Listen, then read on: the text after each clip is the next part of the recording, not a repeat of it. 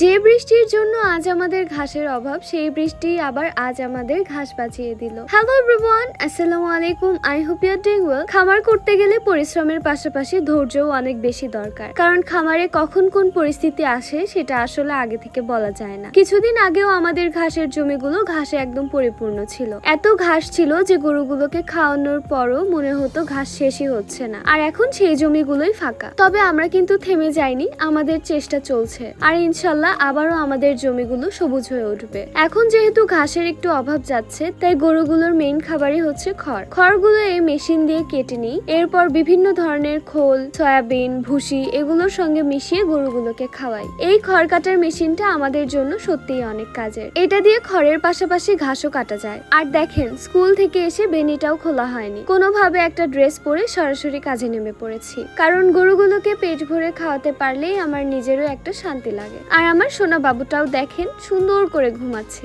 এদিকে কয়েকদিনের প্রচন্ড রোদে আমাদের ঘাসের জমির মাটি একদম শুকিয়ে ফেটে গিয়েছিল, তাই ভাবছিলাম আজকে জমিতে পানি দিতে হবে, কিন্তু আকাশের অবস্থা দেখে মনে হলো বৃষ্টি আসবে। আর সত্যি কিছুক্ষণ পরেই বৃষ্টি শুরু হয়ে গেল। মোটামুটি ভালো একটা বৃষ্টি হয়েছে, যার কারণে আজকে আর আমাদের ঘাসের জমিতে পানি দিতে হলো না। তাই বলছিলাম যে বৃষ্টির কারণে আমাদের ঘাসের এত ক্ষতি হয়েছে, সেই বৃষ্টি আবার আজ আমাদের ঘাসের জমিটাকে বাঁচিয়ে দিল। এবার আসি আপনাদের একটা সুন্দর জিনিস দেখাতে। এটা হচ্ছে প্রেস্টিজের ছোট্ট একটা মিনি মাল্টি কুকার। দেখতে এত ছোট আর কিউট যে মনে হয় খেলনা, কিন্তু কাজের দিক থেকে মোটেও ছোট না। যারা ব্যাচেলর, পড়ালেখার জন্য পরিবার থেকে দূরে থাকে, একা থাকে, কিংবা যাদের রান্নার জন্য বেশি সময় নেই, তাদের জন্য এটা বেশ ভালো একটা অপশন হতে পারে। একজন মানুষের জন্য মোটামুটি কয়েক বেলার খাবারও রান্না করা যাবে। আর এটা খুবই লাইট ওয়েট, তাই চাইলে ট্রাভেলেও সঙ্গে নিয়ে যাওয়া যায়। ছোট দেখে আবার ভাববেন না যে এতে খুব অল্প রান্না করা যাবে। আর এটা কিন্তু আপনারা পেয়ে যাবেন আমার কালেকশনে। আমি এই পেজের লিংকটা ক্যাপশনে দিয়ে দিব। আর এটার কিন্তু অনেকগুলো কালার আছে।